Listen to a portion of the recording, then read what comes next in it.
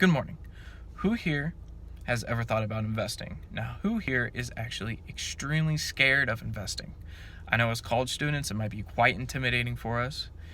We're just trying to figure out how to get through this college program and then how to pay for our student debt afterwards. Now, I'm here today to help you understand that investing is not as scary as you think it is. And I'm also bringing some advice from 10 easy steps to start investing on investopedia.com. Now, first thing we need to get out of the way is the misunderstanding of what investors are. Usually we think of the old guy in a suit using a monotone voice, trying to talk about simple and Roth IRAs that we don't really understand, using vocabulary that's boring us, and putting the guy on 3 cans of Monster asleep in the back of the room. The second one is usually the young, cocky guy who's made a lot of money off of one single stock or 3 or 4 single stocks, and is selling you an apprentice program, and he is actually making more money off the program than he is the stock investments. And then the third and most common understanding of an investor is usually somebody who's lost a ton of money and is living in their parents' basement. Now, the 10 easy steps on investopedia.com, I've actually kind of shrunk down into 3 steps just to keep it in our time frame. And these 3 steps will help you make sure that you enjoy your investing process and are successful. Now, step number 1 is to make sure you go through your finances.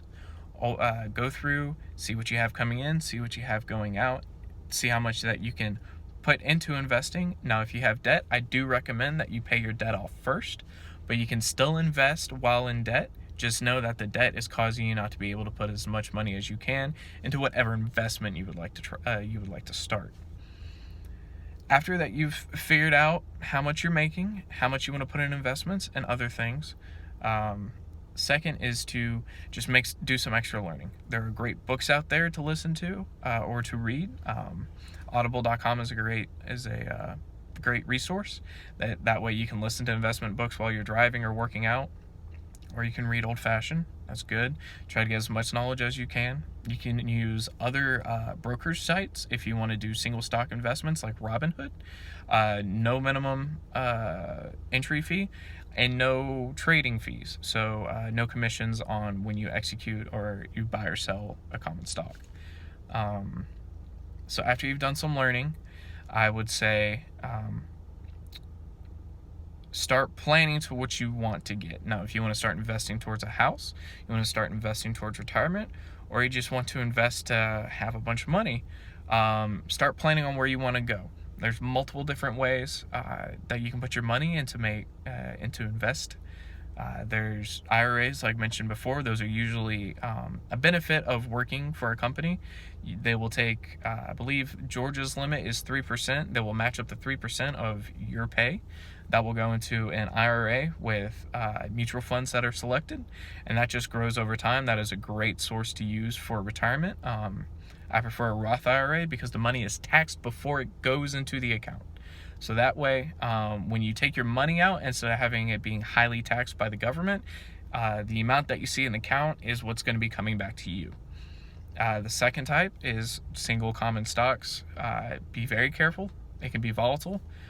Make sure that you are looking at a company and its financial stability.